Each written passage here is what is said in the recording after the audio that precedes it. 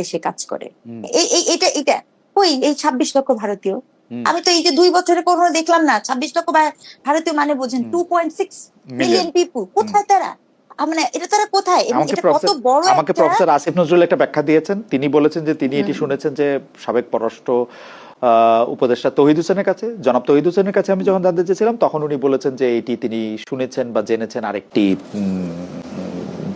গণমাধ্যম বা research association থেকে তিনি এটি শুনেছেন।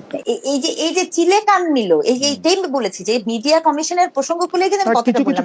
কিছু ক্ষেত্রে 26 লাখ মানে কি পারসেপশন ইজ রিয়েলিটি। আপনি একাডেমিক সেজন্য একটু তাত্ত্বিক কথাও বললাম যে পারসেপশন কিন্তু রিয়েলিটি। আমরা যদি দেখি যে এই পারসেপশনটা এরকম কোন একটা জায়গায় ভারতীয় কর্মী নিলে আমার কারখানায় কাজ করাটা সুবিধাজনক হয়, সেটা 26 লক্ষের 26 জন হইলেও এটা গুরুত্বপূর্ণ, সেটাও আবার একটু এটা খুব গুরুত্বপূর্ণ। এবং সবচেয়ে বড় ব্যাপার আপনি তো এই সমস্যার সমাধান করতে পারেন, আপনি তো স্কিল তৈরি করারও তো আপনি জায়গা তৈরি করেন।